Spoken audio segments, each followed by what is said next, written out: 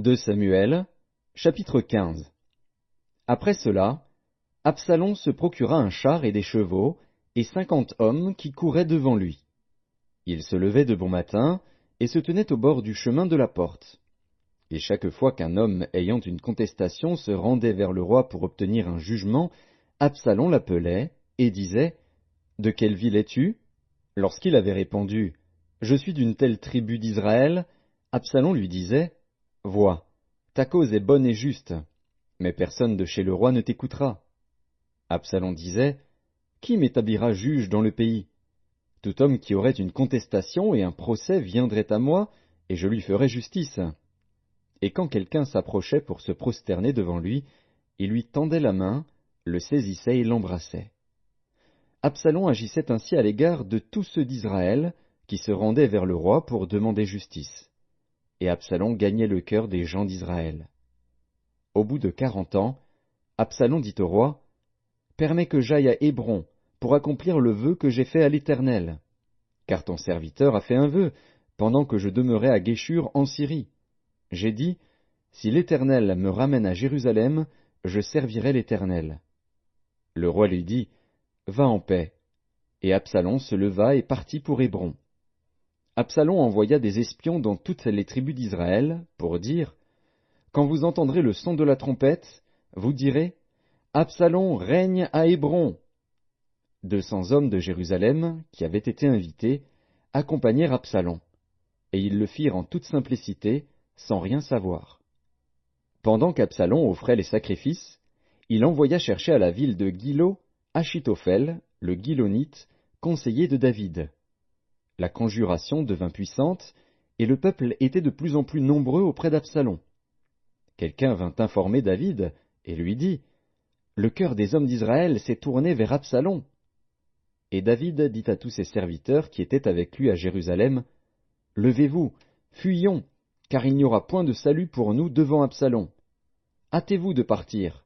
Sinon, il ne tarderait pas à nous atteindre, et il nous précipiterait dans le malheur et frapperait la ville du tranchant de l'épée. » Les serviteurs du roi lui dirent, « Tes serviteurs feront tout ce que voudra mon seigneur le roi. » Le roi sortit, et toute sa maison le suivait, et il laissa 10 concubines pour garder la maison.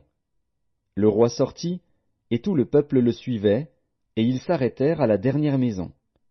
Tous ses serviteurs, tous les Kérétiens et tous les Pélétiens passèrent à ses côtés, et tous les Gassiens, au nombre de 600 hommes, venus de Gath à sa suite, passèrent devant le roi.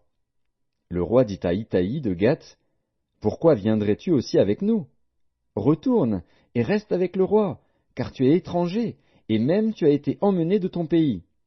Tu es arrivé d'hier, et aujourd'hui je te ferai errer avec nous çà et là, quand je ne sais moi-même où je vais. Retourne et emmène tes frères avec toi. Que l'Éternel use envers toi de bonté et de fidélité. » Itaï répondit au roi, et dit, « L'Éternel est vivant, et mon seigneur le roi est vivant. Au lieu où sera mon seigneur le roi, soit pour mourir, soit pour vivre, là aussi sera ton serviteur. » David dit alors à Itaï, « Va, passe. » Et Itaï de Gath passa, avec tous ses gens et tous les enfants qui étaient avec lui.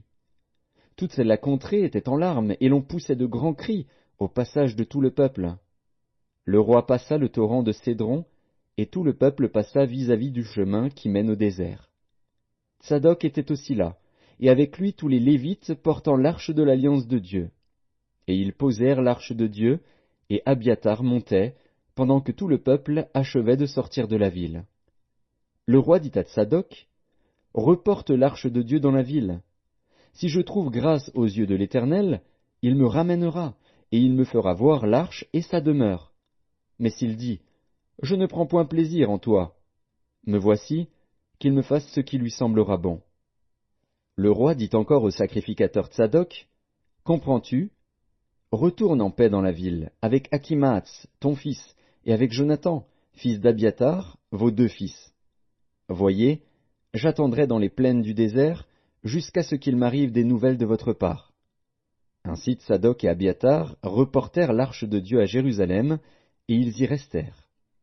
David monta la colline des Oliviers. Il montait en pleurant et la tête couverte, et il marchait nu-pieds. Et tous ceux qui étaient avec lui se couvrirent aussi la tête, et ils montaient en pleurant. On vint dire à David, Achitophel est avec Absalom parmi les conjurés. Et David dit, Ô Éternel, réduis à néant les conseils d'Achitophel. Lorsque David fut arrivé au sommet, où il se prosterna devant Dieu, voici, Hushaï, l'Archien, vint au-devant de lui, la tunique déchirée et la tête couverte de terre. David lui dit, Si tu viens avec moi, tu me seras à charge. Et, au contraire, tu anéantiras en ma faveur les conseils d'Achitophel, si tu retournes à la ville, et que tu dises à Absalom, Ô roi, je serai ton serviteur.